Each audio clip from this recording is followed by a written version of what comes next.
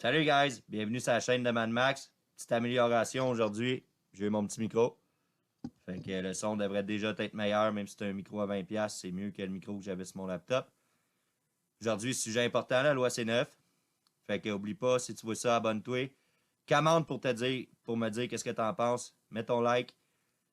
Puis oublie pas de mettre la petite cloche. Si tu veux voir mes vidéos, mets la petite cloche à côté d'abonnement, sinon tu les verras pas. Fait que j'en en profiter aussi pour dire, il y a juste deux genres qui existent. Le gouvernement, c'est des estis de crosseurs. M'en profiter parce que, mec, la loi C9 passe, on n'aura plus le droit de rien dire. Fait que, let's go, guys. On va aller voir ça ensemble. Puis, je tiens juste à préciser que je suis pas avocat puis que ça, c'est mon interprétation à moi. Ça veut pas dire que j'ai la vérité absolue. C'est moi mon interprétation. Peut-être que je me trompe sur certaines choses. Fait qu'allons-y. Ici, là, en partant dans le sommaire, je vois quelque chose qui m'inquiète beaucoup. A.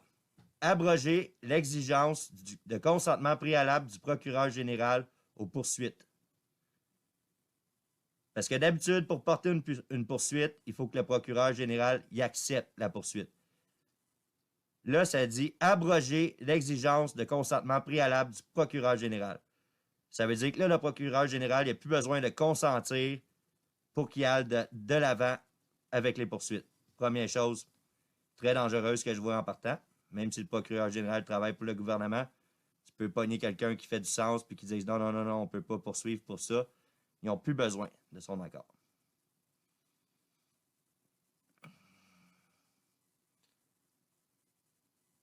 On va y aller tout de suite avec C. Ériger en infraction comme crime haineux le fait de commettre une infraction prévue par cette loi étant motivé par la haine. Mais on va voir plus bas dans la description qu'est-ce qu'ils voient comme de la haine. Puis en E aussi, ériger en infraction le fait d'empêcher ou de gêner l'accès légitime par autrui à ces lieux. Fait que n'importe quel lieu, à cette heure, mettons, il y a une transgenre qui lit des contes pour enfants dans une école. Puis toi, tu t'en vas manifester devant, puis que eux autres, selon eux, c'est comme tu essaies de l'empêcher d'accéder au lieu, ou même que si tu l'intimiderais, qu'il aurait un petit peu peur, pas le droit illégal. Aller manifester devant le Parlement pendant que les politiciens sont là, illégal.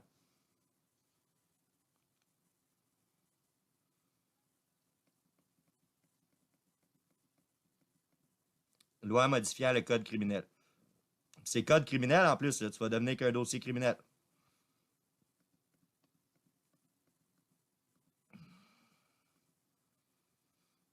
OK. Fomenter volontairement la haine. Symbole lié au terrorisme et à la haine. Fait que là, ça va être quoi, le symbole de terrorisme?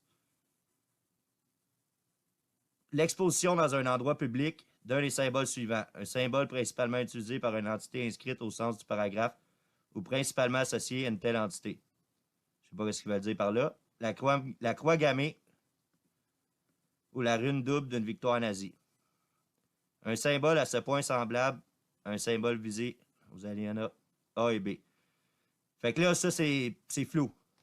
Il parle de symbole nazi, mais c'est flou. Qu'est-ce qu'on va avoir le droit d'avoir comme symbole dans des manifestations sans qu'on se fasse arrêter? Puis même, rappelez-vous, à Ottawa, il y a des agents infiltrés qui sont débarqués avec des drapeaux nazis. Les autres, ils ne se feront pas arrêter, c'est des agents infiltrés. Mais est-ce qu'ils peuvent arrêter tout le mouvement parce qu'il y en avait qui avaient des symboles nazis? Peut-être. Quiconque commet une infraction prévue au paragraphe est coupable d'un acte criminel, passible d'un emprisonnement de 2 ans.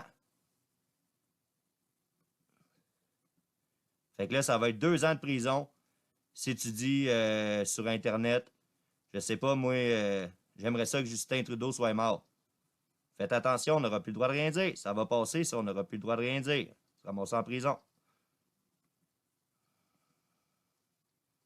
Nul ne peut être déclaré coupable d'une infraction dans les cas suivants. Si ça sert à un but légitime, encore là, c'est quoi qu'ils vont définir comme un but légitime? Lié à du journalisme. Fait que les journalistes de l'État, eux autres, vont avoir le droit de faire ce qu'ils veulent. Mais les journalistes citoyens, ils n'auront pas le droit. À l'éducation, la religion et non contraire au public. Si c'est fait de bonne foi, ça c'est correct. Mais comment qu'ils vont dire de bonne foi encore une fois?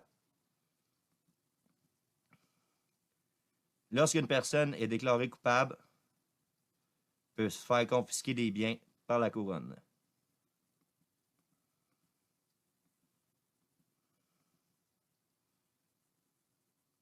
Fait que là, vous voyez la précision, numéro 6.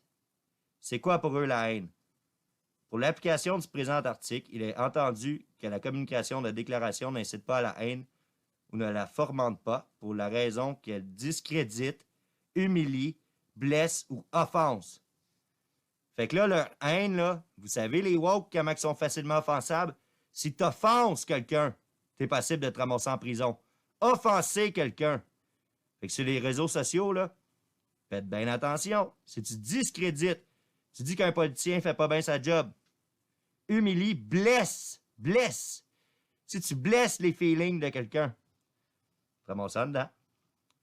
Ici, une autre affaire, haine, sentiment plus fort que le dédain ou l'aversion, comportant de la détestation ou du dénigrement.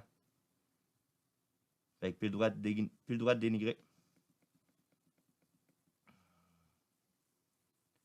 Quiconque commet une infraction prévue par la loi présente ou toute loi fédérale étant motivée par la haine fondée sur la race, l'origine nationale ou ethnique, la langue, la couleur, la religion, le sexe, l'âge, la déficience mentale ou physique, sexuelle ou l'identité et l'expression de genre est coupable d'un acte criminel passible d'une peine prévue au paragraphe 5 qui est de 2 ans moins 1 jour. Fait que si tu blesses quelqu'un qui est d'une autre couleur que toi, d'une autre religion, d'un autre sexe que toi, d'un autre physique que toi, si tu dis à quelqu'un qui est gros et tu le blesses, c'est réseaux sociaux. L'orientation sexuelle, même l'expression de genre. Fait que si tu dis il y a juste 2 genres, watch out.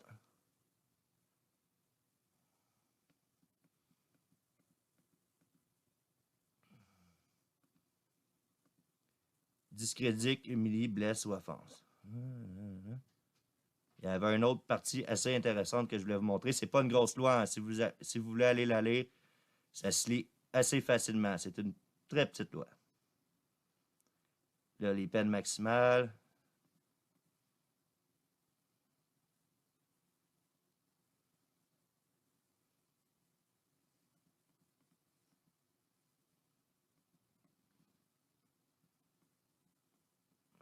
Je reviendrai, là, mais je voulais vous montrer quelque chose de bien.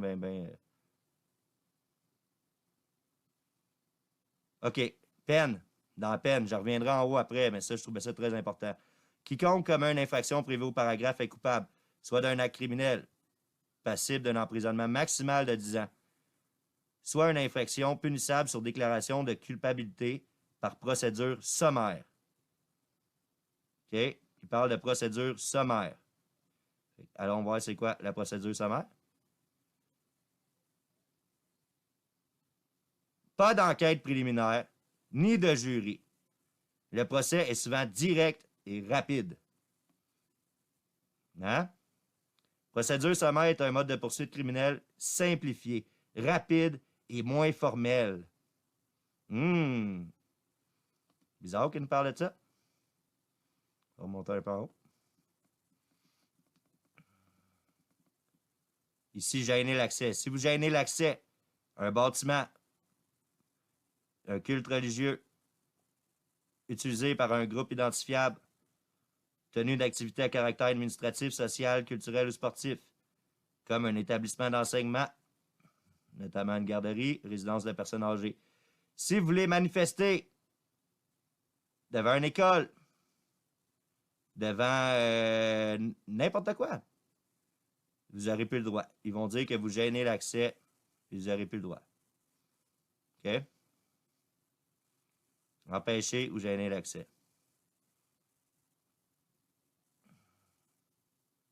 Tu as juste le droit d'être là, exemption, aux seules fins d'obtenir ou de communiquer des renseignements. Fait que là, encore là, c'est dur à dire qu'est-ce qui va être accepté.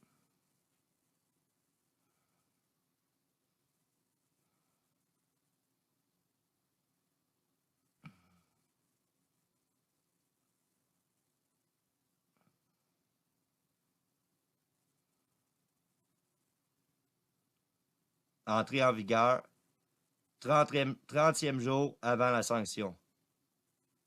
Mais là, elle n'a pas été sanctionnée encore, la loi. Fait que là, j'ai fait juste le tour, vite, vite comme ça. Allez la lire, regardez, c'est une petite loi. Mais vous avez vu comment ça peut facilement déraper. Ça, c'est pour encadrer la haine, ça va l'encadrer dans les manifestations, selon moi beaucoup, puis en ligne. Fait que si vous avez vu le cas de Repentigny, qu'est-ce qui s'est passé? Il y avait une gang d'immigrants qui ont attaqué un petit vieux. Il y a eu beaucoup de commentaires racistes en ligne.